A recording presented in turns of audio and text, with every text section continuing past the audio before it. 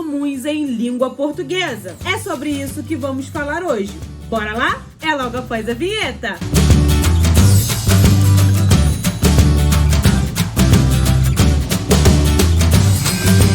Fala pessoal, eu sou a professora Ellen, sou professora de língua portuguesa. Sejam muito bem-vindos de volta ao meu canal. E no vídeo de hoje nós vamos falar aí 8 erros muito comuns em nossa língua portuguesa. Mas antes, se ainda não é inscrito aqui no canal, eu convido a se inscrever nessa comunidade que tem crescido a cada dia mais, porque aqui eu trago conteúdo para você, estudante, que deseja ser aprovado. Pessoal, é muito comum quando nós estamos escrevendo surgir dúvidas sobre determinada palavra, seja ela por ser parecida ou de forma gráfica, que é quando escrevemos, ou seja parecida no modelo sonoro, que é quando está relacionado à pronúncia. Então, foi justamente por esses motivos que eu resolvi trazer aí um top 8 de erros muito comuns dentro da nossa língua portuguesa. Então, vamos passar aí ao primeiro erro. Então, vamos começar aí pelos parônimos. Parônimos são palavras que são extremamente parecidas, tanto na grafia quanto na sonorização, quando nós vamos pronunciá-las. Por isso, é muito confuso na hora de escrever um texto e muitas vezes nós somos induzidos ao erro. Então, vamos entender aí. Imagine a palavra concerto. Só modifica ali uma única letra. Quando eu tenho concerto com C e concerto com S. Concerto com C, por sua vez, ele é sinônimo de show. Já concerto com S é sinônimo de fazer reparo em alguma situação.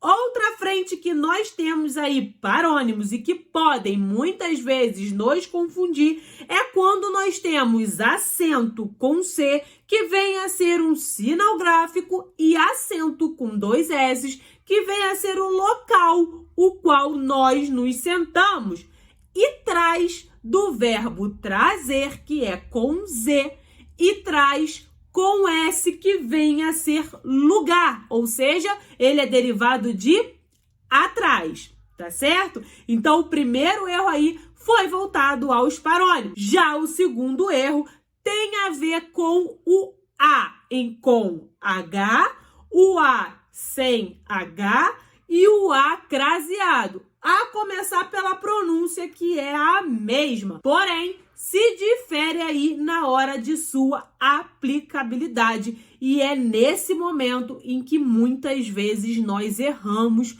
por conta da escrita e na hora de colocarmos nas orações ou no texto, tá certo?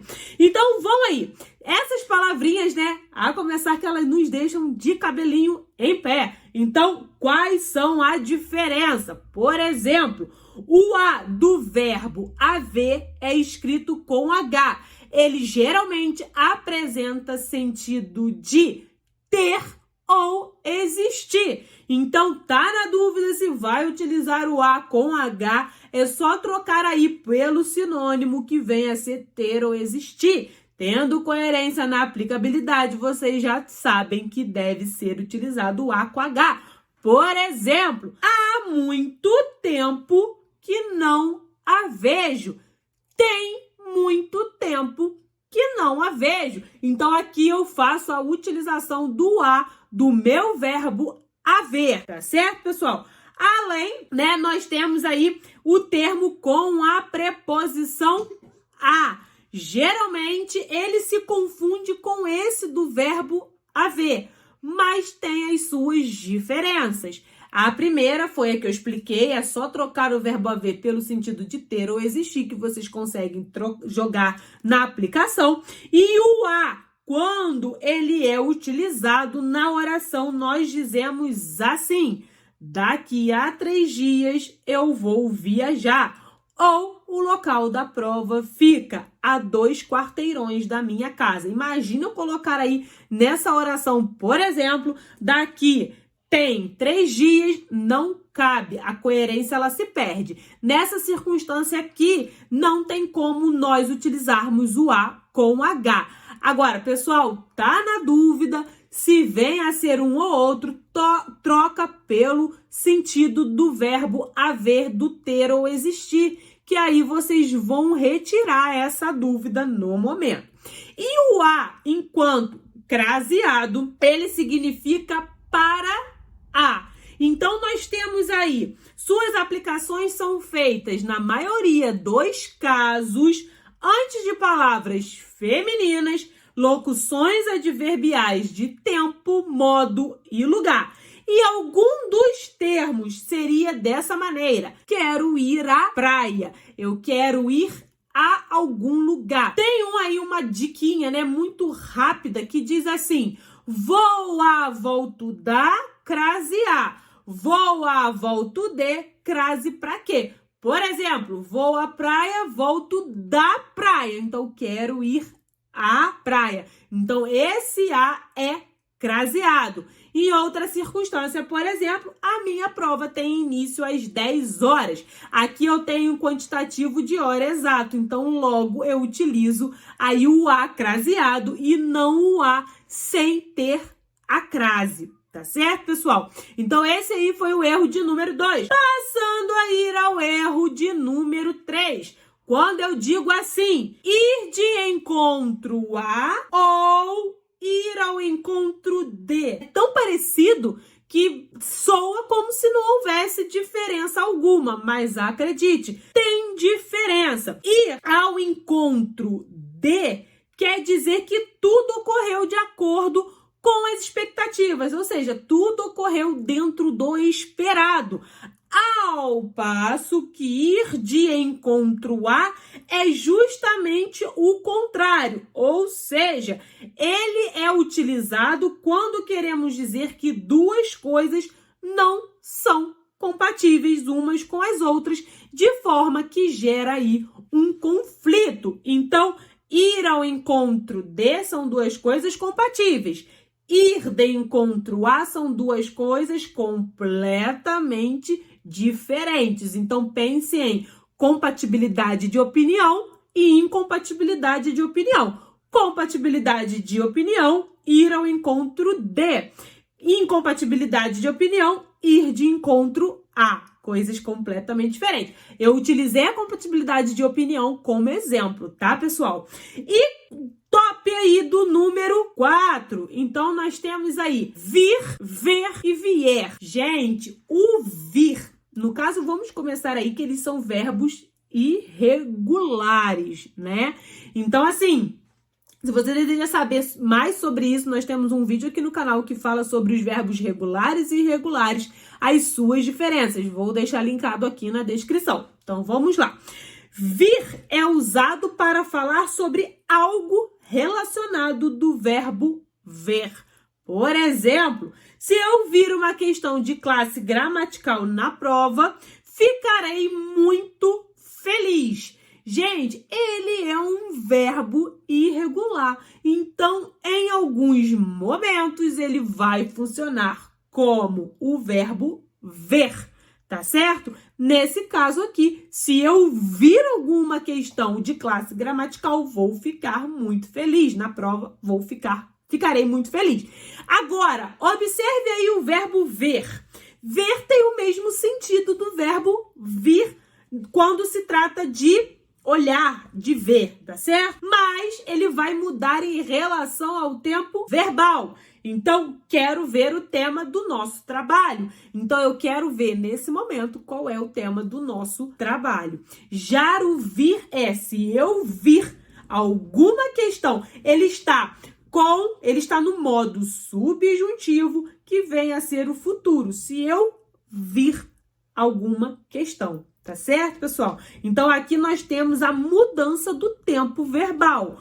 Um apresenta um tempo verbal e o outro apresenta outra frente. Já o vier, ele está relacionado com o verbo ir. é totalmente diferente. Por exemplo, assim que você vier aqui, vou tirar umas férias. Ou seja, do verbo ir e vir, tá certo? Assim que você vier aqui, vou tirar umas férias. Beleza, pessoal? Então, vamos passar aí para o erro de número 5.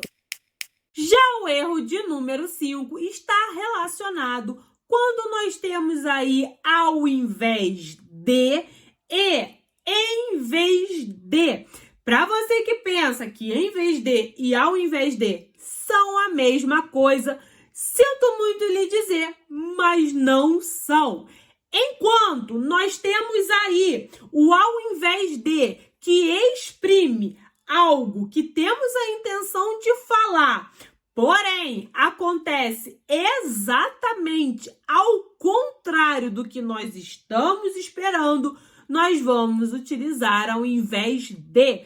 Por exemplo, ao invés de diminuir a minha nota porque reclamei, o professor revisou a prova e subiu a minha nota. Então, eu reclamei. Esperava que o professor diminuísse a minha nota. Logo, ele revisou e viu que era uma nota maior. Então, isso daí foi algo completamente contrário. Por isso, eu utilizo ao invés de. Quando eu tenho aí em vez de, que vem a ser utilizado quando nós temos quaisquer outras situações que são opostas, mas não extremamente contrárias do que aquilo que a gente espera.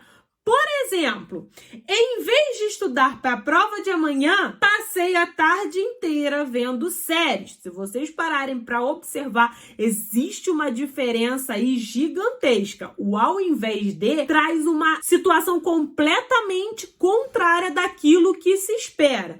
O em vez de não, são ideias distintas, ou seja, opostas, o que não significa que seja algo que concorde ou discorde, só apresenta aí algo contrário. Então, é preciso prestar atenção no contexto em que eles estão inseridos, beleza? Então, aí nós passamos ao erro de número 6. O erro de número 6 tem a ver com onde e aonde.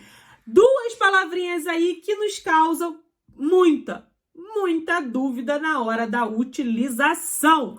Mas tem aí as suas peculiaridades. Por exemplo, onde é um advérbio utilizado para se referir a lugar. Aonde é quando eu tenho aí a combinação da minha preposição a com mais o meu advérbio onde, que forma o aonde. Porém, a diferença para se utilizar um e outro é movimento. Por exemplo, quando eu digo assim, aonde você vai, onde você está. Aonde você vai? Então, eu vou me locomover.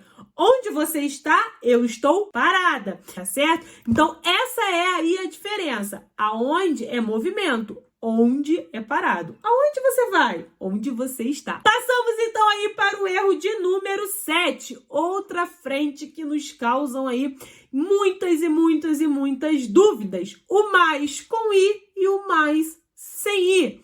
Exatamente, pessoal. Tem diferença. E na prática, pode nos causar dúvida, mas se observarmos o contexto, também fica claro quando utilizar um e quando utilizar outro. Basta fazer essa troca que vocês vão conseguir compreender da melhor maneira possível. Mas vamos lá. Então, nós temos aí valores totalmente diferentes. O mais é advérbio de intensidade, mais com i.